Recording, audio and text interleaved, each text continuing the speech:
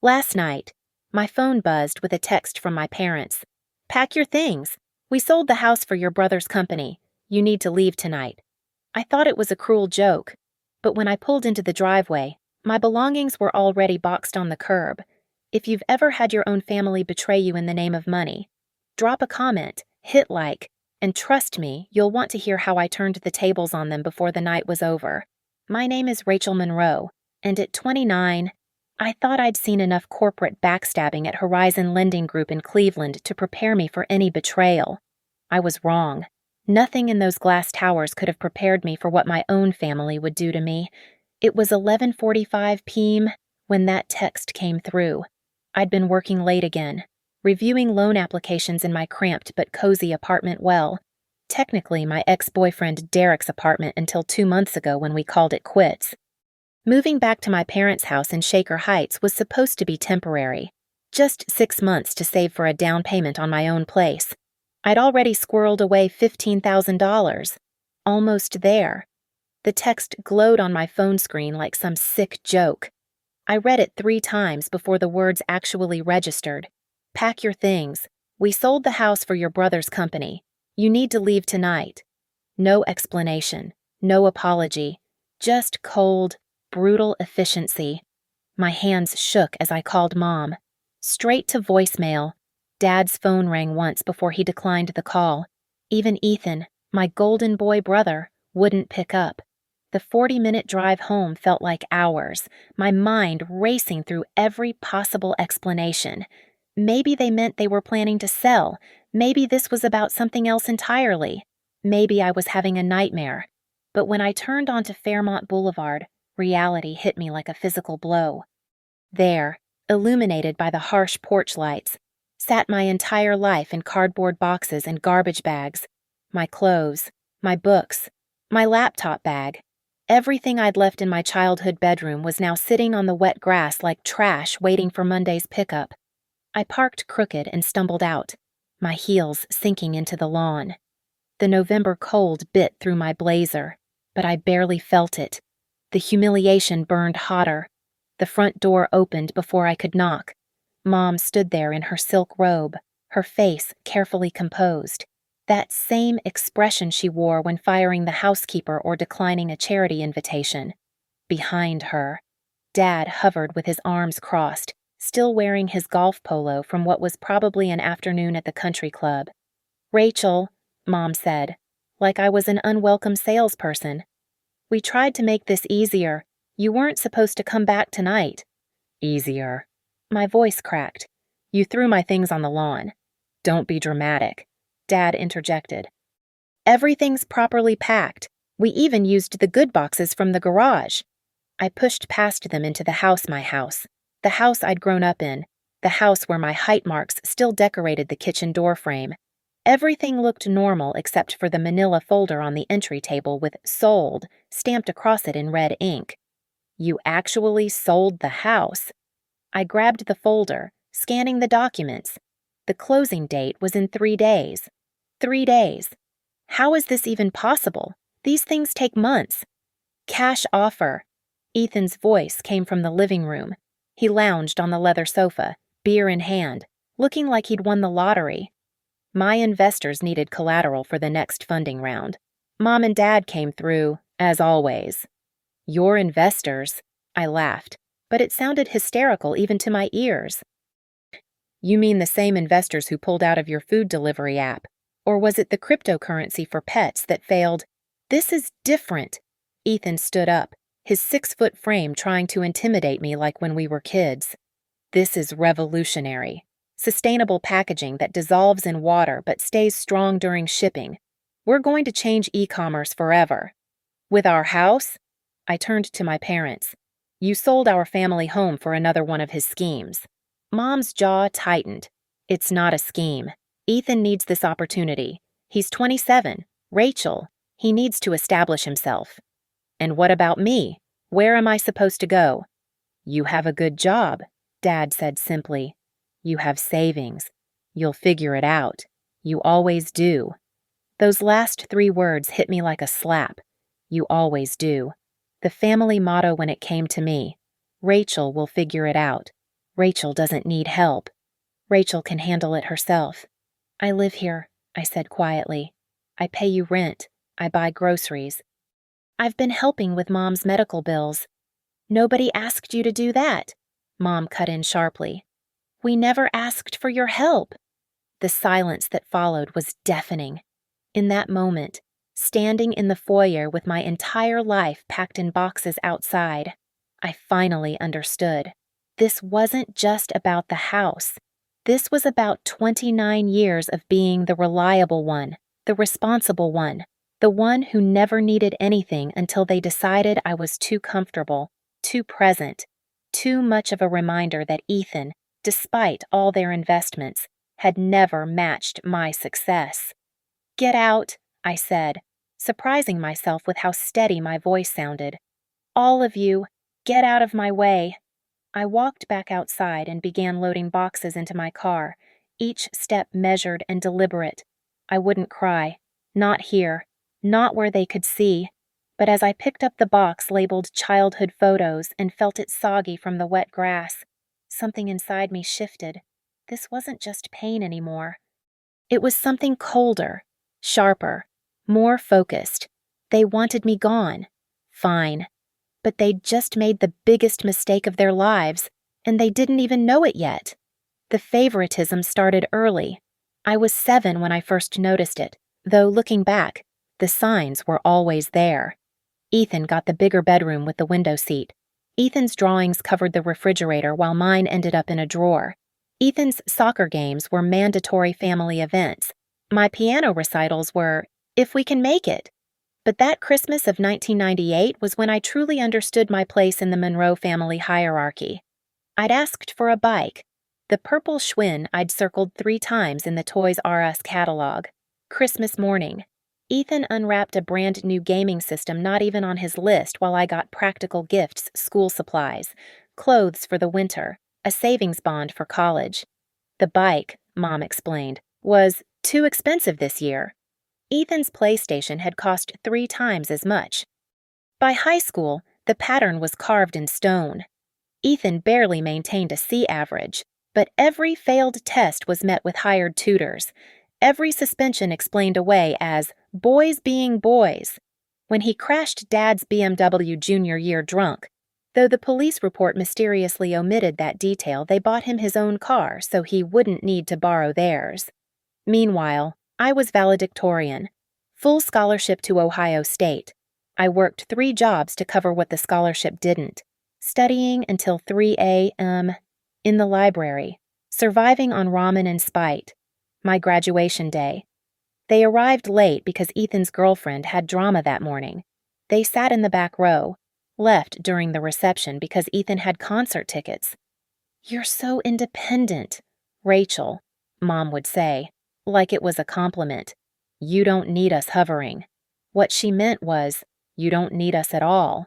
Ethan's first business venture came right after he dropped out of college.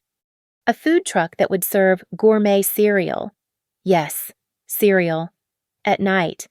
To drunk college kids, Dad liquidated a retirement account to fund it. The truck got impounded after 3 months for permit violations Ethan never bothered to research. Learning experience, Dad called it, writing another check for the fines. The cryptocurrency for pets was next. Paw Coin. Ethan branded it, convincing Mom to mortgage her jewelry and Dad to take a loan against his 401k. I tried to explain why blockchain technology for tracking pet expenses was unnecessary, but they looked at me like I was speaking a foreign language. You just don't understand innovation, Ethan had sneered. Some of us are entrepreneurs, not corporate drones. Pawcoin collapsed in 6 months. $50,000. Gone. Then came the app phase. Uber for laundry, Tinder for networking, Instagram for food allergies. Each failure more expensive than the last. Funded by my parents' shrinking retirement, their home equity line of credit, their borrowed faith that this time, Ethan would make them proud. And every single time he failed. The family dinner conversation was the same. Ethan's so creative. Ethan just needs the right opportunity. Ethan's learning so much from these experiences. While I sat across the table, Promotion after promotion under my belt, managing million-dollar portfolios at Horizon, paying my own student loans, building my credit, doing everything right, invisible.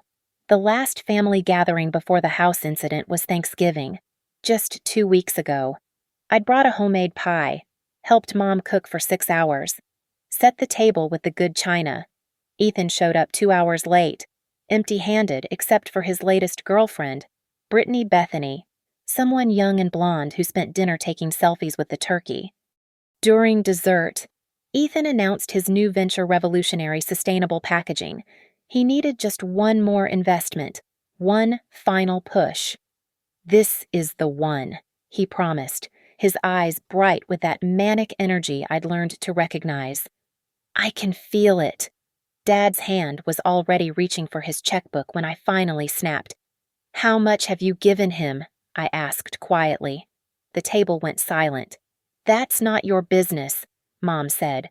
"It is when you're calling me about help with medical bills." I shot back. "It is when Dad's talking about delaying retirement again." How much? Nobody answered, but I saw the look that passed between them, the guilt, the deflection, the silent agreement to never speak actual numbers. "Over 300,000, Ethan said proudly, like it was an achievement, "and it's all going to pay off. $300,000, more than my college education, more than a house down payment, more than most people see in a decade.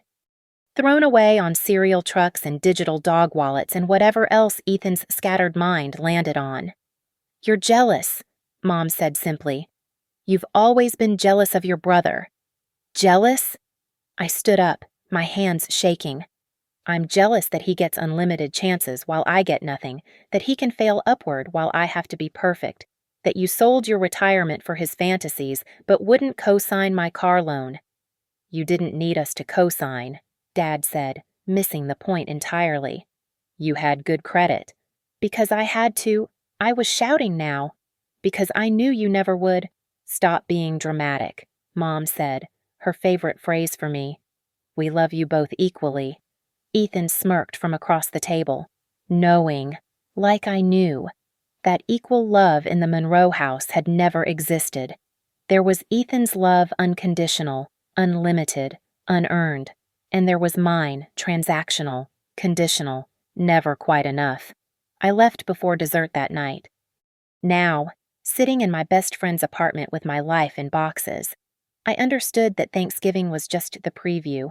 Selling the house, our house, my safety net for Ethan's latest delusion, was simply the final act in a play that had been running my entire life.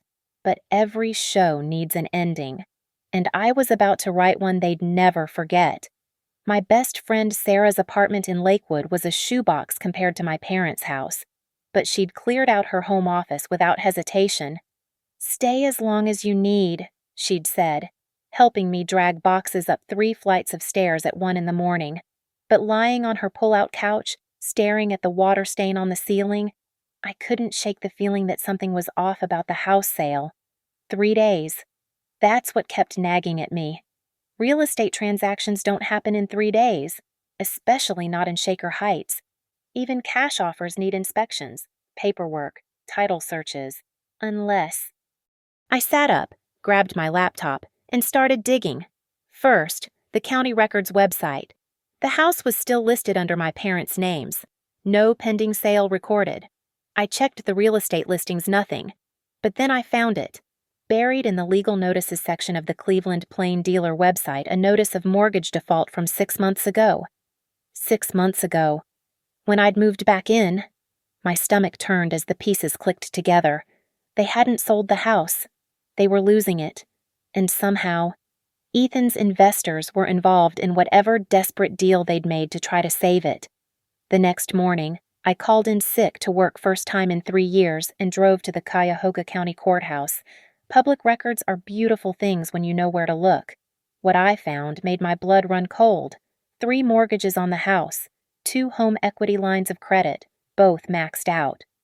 And then, the document that changed everything, a quitclaim deed dated 2 years ago, adding my name to the property title. My signature at the bottom, except I'd never signed it. I stared at the forgery, my hands trembling. The signature was close, very close, but the R in Rachel was wrong, too loopy. Ethan's handwriting always had that theatrical flair, but that wasn't even the worst part. The worst part was the loan document attached to it, a $200,000 mortgage taken out last year, with my name as co-borrower, my credit score, my income verification from Horizon all forged. And now, with the house in foreclosure, I was on the hook for it. I photographed everything with my phone, my mind racing. This wasn't just betrayal. This was identity theft, fraud, criminal. Back in my car, I called Kelly Zhao, a lawyer friend from college who specialized in financial fraud. Kelly, I need to see you. Today. It's an emergency. 4 hours later, I sat in Kelly's downtown office, watching her face grow increasingly grim as she reviewed the documents. Rachel, this is serious, she said, setting down the papers. This is federal fraud, wire fraud, mail fraud, identity theft. Your parents and brother could face serious jail time. I don't want them in jail, I said, surprising myself with how calm I sounded. I want something worse. Kelly raised an eyebrow. I want them exposed, humiliated. I want everyone to know exactly what kind of people they are, and I want my name cleared from every single document they forged. That's actually harder than sending them to jail, Kelly said. But there might be a way. These investors Ethan mentioned, if they're involved in the property transfer, they might be complicit in the fraud. No legitimate investor would touch this deal. She was right. Legitimate investors wouldn't. Which meant Ethan's revolutionary packaging company was probably as fake as my signature on those documents. Can you buy me some time? I asked. Delay the foreclosure, freeze the assets, whatever you need to do. I need maybe 2 weeks. Kelly studied me. What are you planning? Ethan's been bragging all over social media about a major launch event. December 15th. Investors, media, the works. He even tagged the location, the ballroom at the Cleveland Marriott. And I'm going to give him the launch of a lifetime. Kelly leaned back in her chair. Rachel, revenge might feel good in the moment, but this isn't about revenge, I interrupted. It's about justice. They stole my identity, my credit, my future. They were willing to destroy my life to fund Ethan's delusions. And the sick part, they were going to let me take the fall for the foreclosure. My name is on those documents.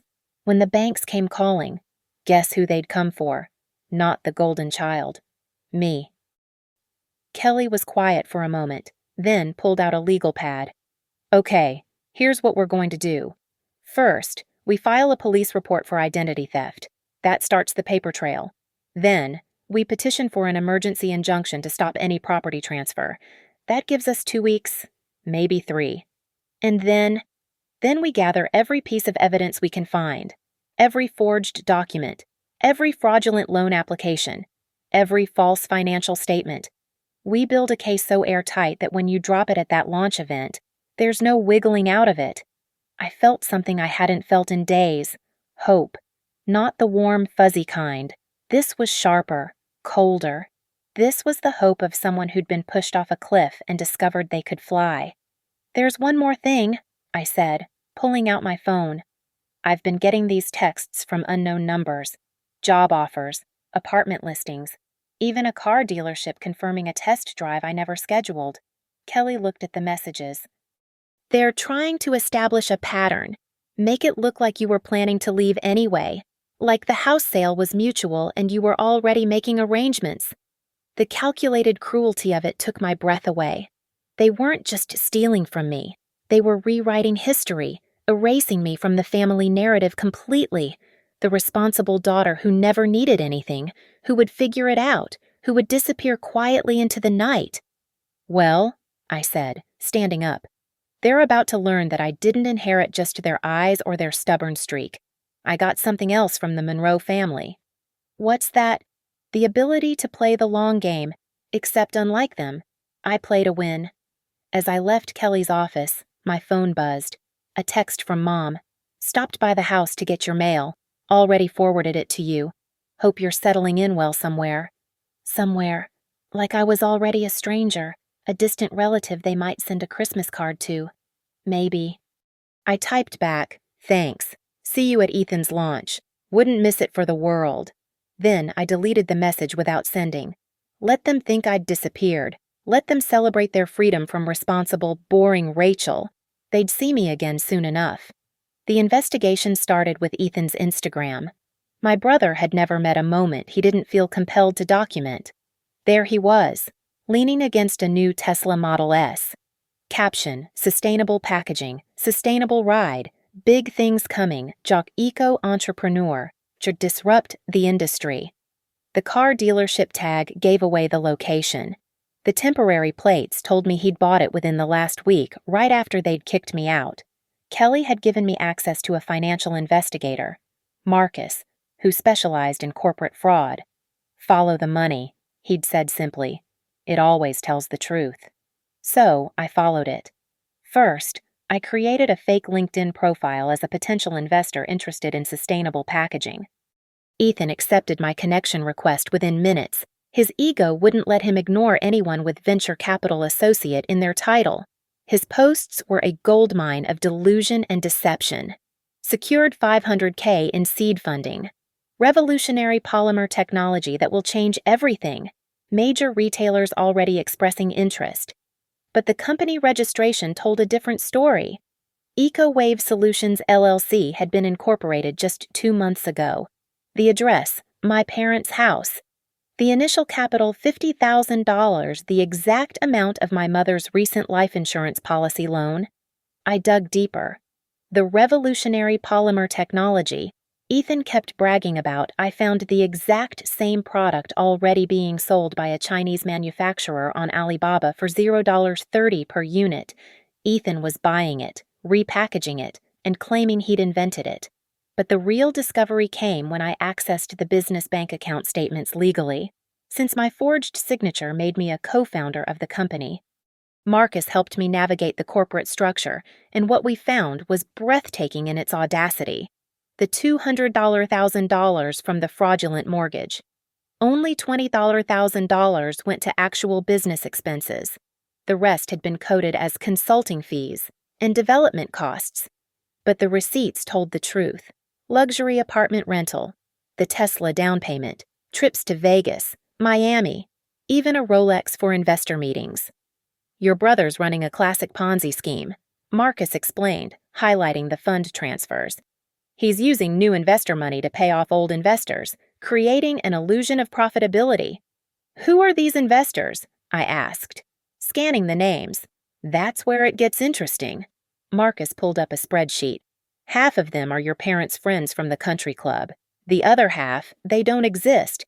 Shell companies registered to variations of your family members' names, including yours. I stared at the screen.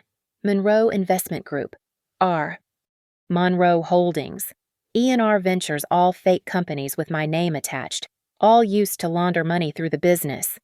He's setting you up, Marcus said quietly. If this goes south, the paper trail leads to you. You're the one with financial expertise. You're the one whose signature is on everything. He's made you the mastermind. The room spun. This wasn't just about favoritism anymore. This was about making me the fall guy for their entire house of cards. That night, I couldn't sleep. I sat in Sarah's kitchen at 3:15 a.m., surrounded by printed documents, building my case.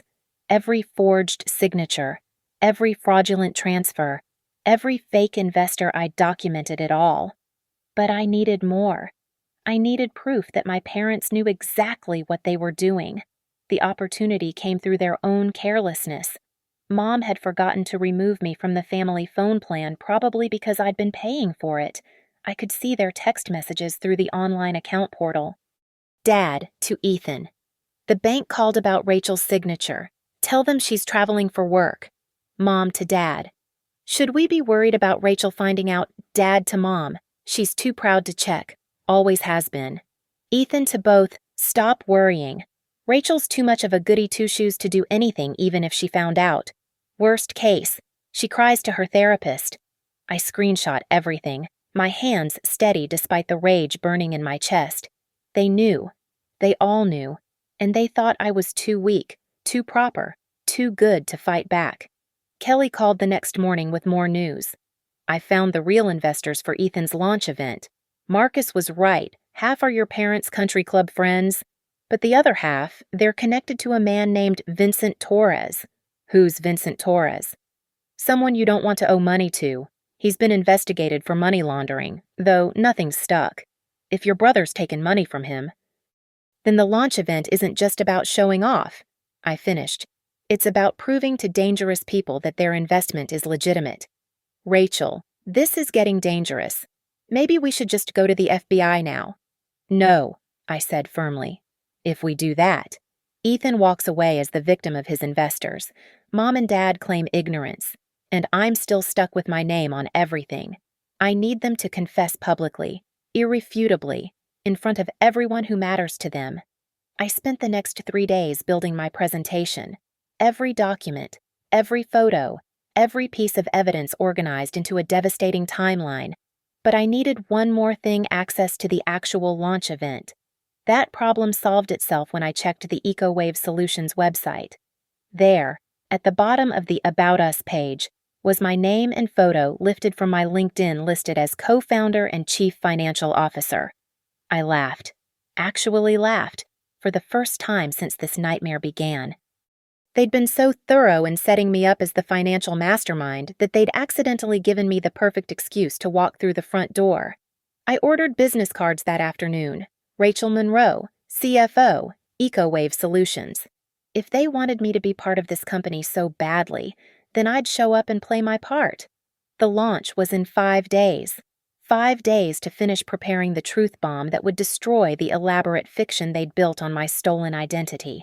5 days until everyone saw the real Monroe family dynamic. I looked at the business cards when they arrived, running my finger over the embossed letters of my name. For 29 years, I'd been the responsible daughter, the one who never caused problems, the one who figured it out on her own. Time to show them what happens when the responsible one finally has nothing left to lose. 3 days before the launch, I decided to make one last attempt at reconciliation. Not because I'd forgiven them that ship had sailed, but because I needed to gauge exactly how far they were willing to go with their deception. And if I'm honest, some small, stupid part of me hoped they might surprise me. I chose neutral ground, a Starbucks downtown, public enough that they couldn't make a scene. I texted Mom first, suggesting we meet to discuss the transition. She agreed immediately, probably thinking I wanted to beg to come home. She arrived 10 minutes late, wearing her tennis outfit and oversized sunglasses like some suburban celebrity in hiding. Dad came separately, checking his phone constantly. Ethan slouched in last, 20 minutes late, AirPods still in his ears. Rachel, Mom said, sitting down without ordering anything. You look tired. I've been busy, I said evenly. Sleeping on a couch will do that. Well, that's your choice, Dad said. We offered to help you find an apartment. When? I asked. When did you offer, before or after you threw my belongings on the lawn? Ethan pulled out one AirPod. Are we really doing this? I have a meeting with investors in an hour. About EcoWave Solutions, I asked innocently. How's that going? His eyes lit up the only topic that could engage him. Amazing. We're about to close a Series A round. $2 million valuation. Wow, I said. That's impressive for a company that's only been operational for 2 months. The table went quiet. Ethan's eyes narrowed. How do you know when we incorporated? It's public record, I said. Just like the mortgage documents with my forged signature. Mom's coffee cup rattled against the saucer. Dad's face went red, but Ethan smiled. I don't know what you're talking about, he said smoothly. You signed those papers. You wanted to help the family. I was in Chicago that day, I said.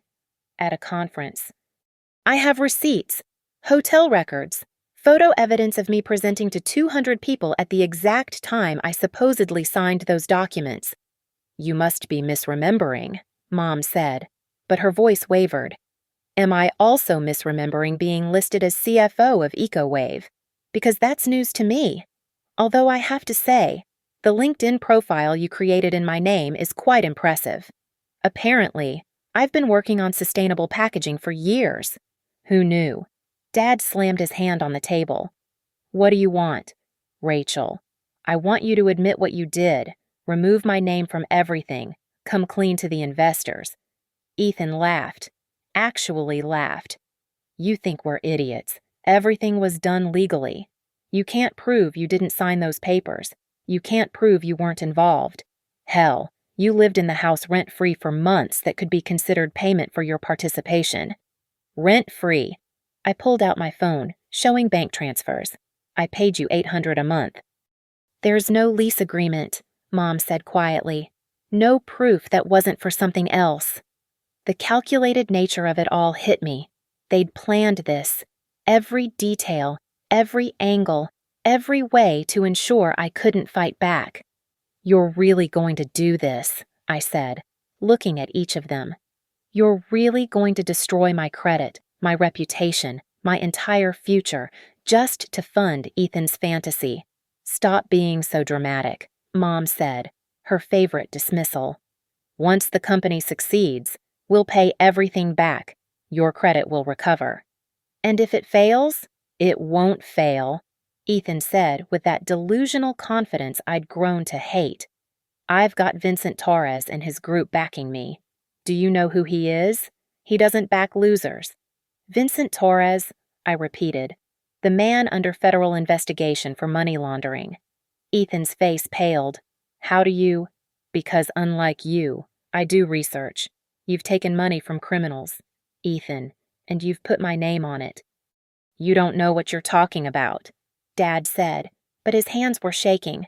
Don't I stood up. Let me tell you exactly what's going to happen. Your launch event in 3 days, I'll be there. After all, I'm the CFO, right? Says so right on your website. You wouldn't dare, Mom hissed. Watch me, I said. You had 29 years to treat me like family. You chose not to. You had a chance to come clean just now. You chose not to. So now, we do this the hard way. If you show up at that event, Ethan said, standing to tower over me, I'll have security throw you out. With what authority? I pulled out my new business cards, slapping one on the table. Rachel Monroe, Chief Financial Officer, EcoWave Solutions. You gave me that title. It's on every legal document, every website, every investor packet. You wanted me to be the face of the financial side of this scam. Congratulations. You got your wish. I walked toward the door, then turned back. Oh, and Ethan, that revolutionary polymer you're selling, the one from Alibaba that costs 30 cents per unit.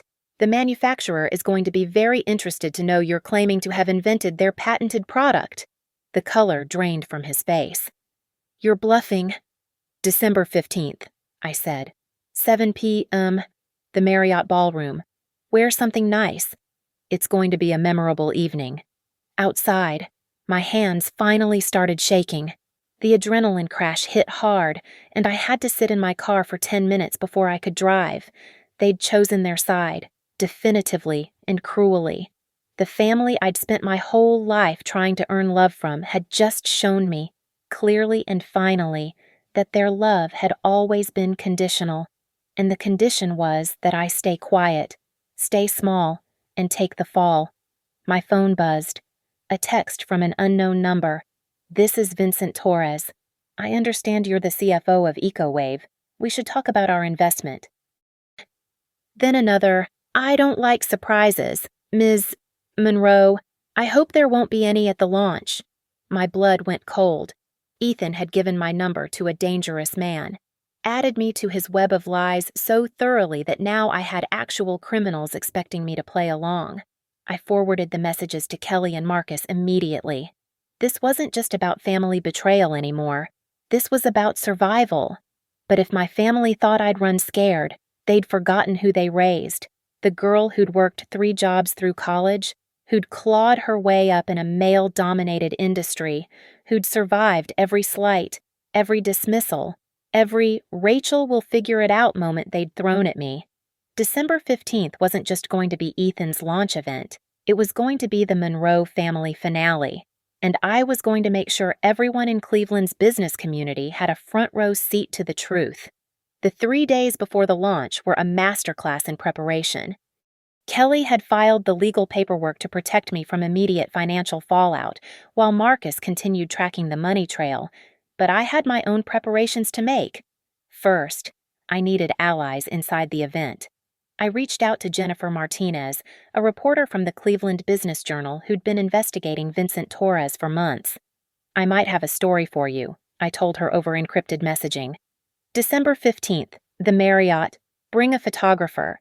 Next, I contacted 3 of my parents' country club friends who'd invested in eco-wave people who'd known me since childhood, who'd watched me graduate summa cum laude while Ethan failed out of college. "I'm concerned about your investment," I told each of them. "As CFO, I feel obligated to ensure you attend the launch. You need to see exactly where your money went." The night before the event, I couldn't sleep. I stood in Sarah's kitchen at 2:30 a.m., rehearsing my presentation one more time. Every slide was perfect documents, bank records, photos, even security footage from the bank showing Ethan forging my signature. Kelly had obtained that through discovery, and it was damning. My phone buzzed. Another unknown number. "Rachel Monroe. I hear you're planning something special for tomorrow. Be careful. Vincent Torres doesn't appreciate surprises." I didn't respond. Let them worry. December 15th arrived gray and cold, fitting weather for a funeral. I spent the morning at a salon, getting my hair and makeup done. If I was going to destroy my family, I was going to look impeccable doing it. I chose my outfit carefully, a black power suit that screamed authority. The same one I'd worn when I'd closed my first $1 million deal at Horizon. Sarah drove me to the Marriott, squeezing my hand as we pulled up. "You sure about this?" "They made their choice," I said. "Now I'm making mine." The ballroom was already buzzing when I arrived at 6:45 p.m. Ethan had spent lavishly crystal centerpieces, an ice sculpture of the Eco-Wave logo, even a string quartet. I recognized faces from Cleveland's business community, venture capitalists, local politicians. Jennifer Martinez was there with her photographer, trying to blend in. The country club investors I'd contacted stood in a corner, looking nervous. And there, holding court at the center of it all, was my family. Mom in a designer gown, Dad in his best suit, and Ethan in an ill-fitting tuxedo that probably cost more than my monthly rent. They were laughing, champagne glasses raised, celebrating their imminent success. Then Mom saw me. The blood drained from her face. She grabbed Dad's arm, whispering urgently. Ethan followed their gaze, his confident smile faltering. I walked straight toward them, my heels clicking on the marble floor. "Family," I said warmly, loud enough for others to hear. "So good to see you all." "Rachel," Dad said through gritted teeth. "This isn't the time." "Of course it is," I said, pulling out my business card. "I'm the CFO. Remember, I should be here." Vincent Torres materialized beside us, a compact man with dead eyes and an expensive suit. "Ms. Monroe," he said, "I've been eager to meet you. Ethan speaks highly of your financial acumen." "Does he?" I smiled. How thoughtful of him. Ethan grabbed my arm, hard. "We need to talk. Privately." "Later," I said, pulling free. "The presentation's about to start." And it was. Ethan was scheduled to present at 7:15 p.m., right after the appetizers. He took the stage confidently, his whole demeanor changing as the spotlight hit him. This was his moment, his vindication, his proof that he was more than just the family failure. "Ladies and gentlemen," he began, "welcome to the future of sustainable packaging." He launched into his pitch, the same lies I'd heard for weeks. Revolutionary technology, proprietary polymers, major retail partnerships. The audience nodded along, impressed by the slick slides and confident delivery. 20 minutes in, he called for questions. That was my moment. I stood up, my voice clear and professional. Ethan, as CFO, I'd like to address some financial concerns. His face went white. Rachel, we can discuss. I think our investors deserve transparency, I said, walking toward the stage. May I? The audience murmured, interested. Vincent Torres leaned forward. Jennifer Martinez had her phone out, recording. Ethan looked at our parents, panicked. But what could he do? I was the CFO. Refusing would look suspicious. Of course, he said, his voice strangled. I took the stage, pulling out my USB drive. Thank you.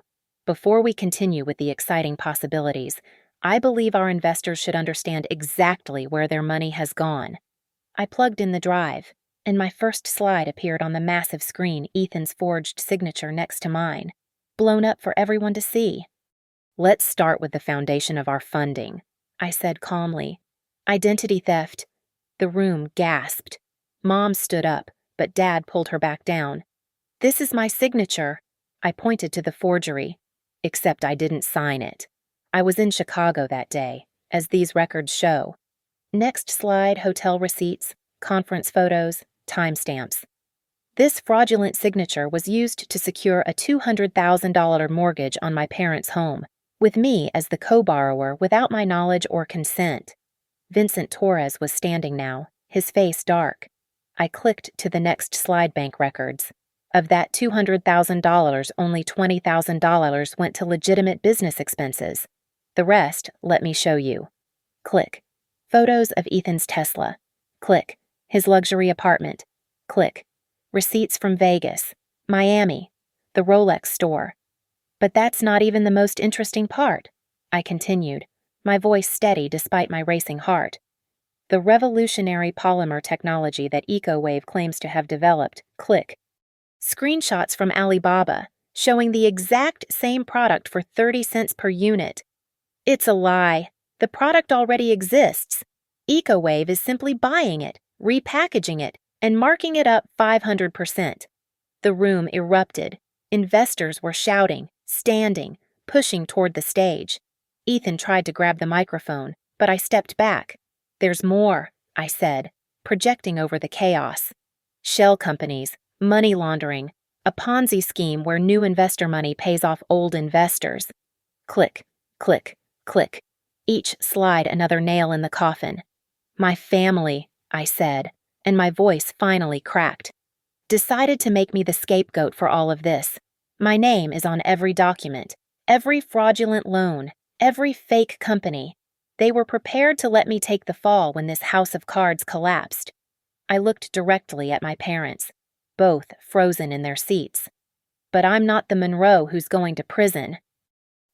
Security was moving toward the stage now, not for me, but for Ethan, who was trying to run. Vincent Torres's men blocked the exits. Ms. Monroe, Torres said, his voice carrying across the room. You've been very thorough. I had to be, I said. My family taught me that. Jennifer Martinez was at the front now, her photographer capturing everything. Ms. Monroe, did you know your brother was taking money from suspected criminals? I discovered that recently, I said into her recorder. Which is why I felt obligated to expose this tonight. The investors, the community, everyone deserved to know the truth. Police sirens were already audible outside. Kelly had timed it perfectly. The ballroom descended into complete chaos. Investors were screaming, demanding their money back. Vincent Torres had Ethan cornered near the ice sculpture, his voice low and menacing. The string quartet had stopped playing, the musicians packing up their instruments with the practiced efficiency of people who'd seen their share of Cleveland society scandals. But I wasn't done. There's one more thing, I said into the microphone, my voice cutting through the noise. The room quieted slightly, everyone eager for more blood in the water. I clicked to the next slide, text messages between my parents and Ethan, discussing how to frame me, how to keep me quiet, how to make sure I took the fall if everything went wrong. These are from their family phone plan, I said, the one I still pay for. Ironically, I read them aloud, each word deliberate. Dad to Ethan. The bank called about Rachel's signature. Tell them she's traveling for work. Mom to Dad. Should we be worried about Rachel finding out? Ethan to both. Rachel's too much of a goody two-shoes to do anything even if she found out. The country club investors I'd contacted were staring at my parents with undisguised disgust. These were people who'd known our family for decades, who'd trusted them based on reputation and social standing. Mrs. Monroe, one of them called out. You knew about this. You knew it was fraud. Mom stood up, her designer gown catching the light, her face a mask of indignation. This is ridiculous. Rachel is clearly having some kind of breakdown. She's always been jealous of her brother. Jealous? I laughed, and it echoed through the microphone. Let's talk about jealousy. Mom. Click. A new slide, financial records going back 10 years. $357,000, I said. That's how much you've given Ethan over the past decade for his failed businesses. The cereal truck, Paw Coin, the laundry app. All failures. All funded by your retirement, your equity, your borrowed money. I clicked again. And here's what you gave me. Nothing. Not even a co-signer for my car loan when I was 22 with no credit. I've paid for my own education, my own life, even helped with your medical bills. But sure, I'm the jealous one. Dad finally found his voice. Rachel, stop this immediately. You're destroying our family. No, I said firmly. You destroyed our family the moment you decided I was worth less than Ethan's delusions. You destroyed it when you forged my signature. You destroyed it when you threw me out like garbage to make room for his schemes. The police were in the ballroom now, 6 officers moving through the crowd. Behind them, I recognized Detective Patricia Williams from the fraud division. Kelly had briefed her extensively. Ethan tried to make a run for it, actually shoved past 2 elderly investors and sprinted for the service entrance. He made it about 10 feet before Vincent Torres's men blocked his path. Going somewhere? Torres asked, his voice deadly quiet. We have unfinished business. The money's coming, Ethan babbled. The company is real. The technology is from Alibaba. Torres finished. Yes, Ms. Monroe was very thorough in her presentation. Ethan turned to me, his eyes wild. Rachel, please, we're family. You can't do this. Family. I stepped down from the stage, walking toward him slowly.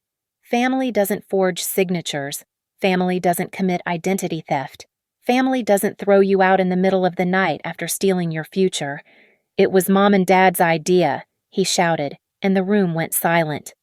They said you'd never find out. They said you were too naive, too trusting. Mom gasped. Dad's face went purple. And there it was, the truth. Finally, in front of 200 witnesses and a news camera, Detective Williams stepped forward. Ethan Monroe, you're under arrest for identity theft, wire fraud, and mail fraud. She turned to my parents. Mr. and Mrs. Monroe, we need you to come with us for questioning. This is insane. Mom shrieked. We're the victims here. Rachel manipulated us. I pulled out one final document from my portfolio. Really? Then explain this. It was a life insurance policy Mom had taken out on me 6 months ago, with her and Ethan as beneficiaries. The kind of policy that only pays out if something happens to the insured. The room gasped collectively. Even Vincent Torres looked disturbed. You took out life insurance on me. My voice broke for the first time. What were you planning? Mom's mouth opened and closed like a fish. Dad looked like he might vomit. Ethan was already in handcuffs, but he'd gone completely pale. We weren't. It was just, Mom stammered. Insurance, Dad said weakly. In case something happened while you were living with us. I was living with you for 2 months, I said. The policy is for $2 million. Jennifer Martinez was right there with her microphone. Mrs. Monroe, were you planning to harm your daughter for insurance money? Of course not, Mom screamed. How dare you suggest? Then why? I asked, and I hated that I was crying now, tears streaming down my face. Why would you need that policy? Why would you make me the enemy? What did I ever do except try to make you proud? The silence that followed was deafening. Mom looked at Dad. Dad looked at Ethan. And none of them had an answer that wouldn't damn them further. Detective Williams nodded to her officers. We're going to need all three of you to come with us. As they were let out, Ethan in handcuffs, my parents technically free but clearly about to be arrested, Mom turned back one last time. You've ruined us, she said, her voice venomous. You've ruined everything.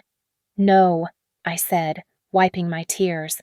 You ruined yourselves. I just made sure everyone could see it. The ballroom doors closed behind them, and suddenly I was standing in a room full of shocked investors, society people, and journalists, all staring at me. Vincent Torres approached, and I tensed, but he simply handed me a handkerchief. That took courage, he said quietly. Stupid courage, considering who you were exposing and who was in the room, but courage nonetheless. Are you going to come after me for the money? I asked. He considered this. No. You've saved me from a larger loss. And besides, he smiled, but it didn't reach his eyes. I have 3 other Monroes to collect from now. He walked away, his men following, and I was left standing in the ruins of what should have been Ethan's triumph. Jennifer Martinez appeared beside me. Ms. Monroe, how does it feel to have exposed your family's fraud? I looked at the ice sculpture, melting now, the Eco-Wave logo distorting into something unrecognizable. Like justice, I said finally. It feels like justice. The aftermath was swift and merciless. Within minutes of the arrests, photos and videos were flooding social media. Cleveland family fraud exposed at launch event was trending before the police cars had even left the Marriott parking lot. Jennifer Martinez's article went live on the Cleveland Business Journal website at 8:45 p.m., complete with photos of my parents being escorted out by police. Kelly was waiting for me in the lobby, along with 2 FBI agents she'd contacted. They needed my statement, my evidence, everything I'd compiled. I handed over copies of everything I'd learned never to give up originals and spent the next 3 hours in a conference room, walking them through every document, every forged signature, every fraudulent transfer. You realize you could have come to us earlier, one agent said. With what? I replied. My word against theirs. They're respected members of the community. I'm just the bitter daughter. I needed them to confess publicly, and they did. By midnight, I was exhausted but wired, sitting in Sarah's apartment watching the news coverage. The story had gone national. Daughter exposes family's elaborate fraud scheme scrolled across CNN's ticker. My phone had 500 missed calls, but I ignored them all. The next morning, Kelly called with updates. Your parents made bail, but Ethan's being held? Turns out Vincent Torres filed charges too. Ethan apparently promised him returns that were mathematically impossible. The FBI found evidence of 6 other victims, all told about $2 million in fraudulent investments. What about my name on the documents? Cleared, the forensic handwriting expert confirmed the forgeries, and the FBI has the security footage of Ethan signing your name. You're listed as a victim now, not a perpetrator. Victim. The word sat strangely. I didn't feel like a victim. I felt free. 3 days later, I returned to work at Horizon. My boss, Margaret, called me into her office immediately. I saw the news, she said simply. Take all the time you need. I'm good, I said. Work helps. She studied me. Actually, there's something else. We've been considering promoting someone to senior portfolio manager. After what I've seen, your attention to detail, your ability to handle pressure, your forensic financial skills, I can't think of anyone better suited. A promotion. After everything, a promotion. Also, Margaret added, Vincent Torres called. He wants to hire Horizon for legitimate investment management. He specifically requested you as his account manager. Said you're the only honest financial person he's met in Cleveland. I laughed. Actually laughed. Vincent Torres, suspected money launderer. Thought I was honest. Well, Comparatively, I supposed I was. 2 weeks later, I stood outside the courthouse for the preliminary hearing. My parents hadn't tried to contact me, their lawyers had advised against it. But I needed to see them one last time. They looked smaller somehow, sitting at the defendant's table. Mom's perfect makeup couldn't hide the bags under her eyes. Dad's suit was the same one from the launch, now wrinkled. Ethan, in orange jumpsuit and handcuffs, wouldn't even look in my direction. The prosecutor laid out the charges: identity theft, wire fraud, mail fraud, conspiracy. The life insurance policy was being investigated separately, though no charges had been filed yet for that. When it came time for victim impact statements, I stood. "Your Honor," I began, my voice steady. "The defendants stole more than money. They stole my identity, my credit, my trust. They were willing to destroy my future to fund a fantasy. But what hurts most is that they did it so easily, so carelessly, as if I meant nothing to them, as if 29 years of being their daughter was worth less than another failed business venture." I looked at them directly. "I don't want revenge anymore. I got that at the launch. What I want is freedom. Freedom from being the responsible one who fixes their mistakes. Freedom from seeking love that was never there to begin with. Freedom from the family that chose greed over their own daughter." Mom was crying. Dad stared at the table. Ethan still wouldn't look up. "I hope they get the help they need," I concluded, "but I won't be there to see it. I'm done being a Monroe." The judge nodded. The hearing continued. I walked out before it ended. 6 months later, I signed the papers for my new condo in Ohio City. Not huge, but mine. Every payment from my own earned money. Every document with my real signature. I'd been promoted twice at Horizon. My credit score was recovering, and I'd even started dating again a lawyer from Kelly's firm who understood why I insisted on separate checks at dinner. The doorbell rang as I was unpacking. A delivery driver handed me a certified letter. From prison. "Ethan's handwriting, Rachel. I know you hate us. We deserve it. But I need you to know something. It was supposed to be temporary. We were going to pay it all back once the company succeeded. We never meant for it to go this far. I'm sorry. E."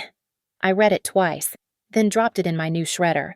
Apologies from prison were worth exactly what my family's love had been worth nothing. My phone buzzed. "Sarah. Wine tonight to celebrate the new place." "Absolutely," I texted back. I looked around my condo, my space, my furniture, my life built on my terms. No lies, no schemes, no golden child to subsidize. Just me, successful and alone, but genuinely happy for the first time in 29 years. The Monroes had taught me one valuable lesson. Family isn't about blood. It's about who shows up with boxes when you're thrown out at midnight. It's about who helps you gather evidence and sits through 3-hour FBI interviews. It's about who celebrates your victories without calculating how to steal them. I pulled out my laptop and opened a blank document. Jennifer Martinez had asked me to write a first-person account for a feature story. The cursor blinked, waiting. "My name is Rachel Monroe," I typed. "And this is the story of how I saved myself from the people who were supposed to love me most." Outside, Cleveland's skyline glittered in the evening light, somewhere across town. My parents were under house arrest, awaiting trial. Ethan was serving 18 months minimum, possibly more if the life insurance investigation went anywhere. And me, I was free. Finally, completely, gloriously free. The golden child had fallen, the responsible daughter had risen, and justice, real justice, had been served ice cold, exactly the way the Monroes had taught me to serve it. I smiled and kept typing. This was only the beginning. Thank you so much for listening to my story. If you made it this far, you're amazing. I'd love to know where you're listening from. Drop a comment below and let's connect. Don't forget to subscribe to the channel for more stories like this. And please share your thoughts. Have you ever dealt with family betrayal? How did you handle it? Your experiences matter, and I'd love to hear them. Until next time, remember sometimes the best revenge is simply showing the world the truth.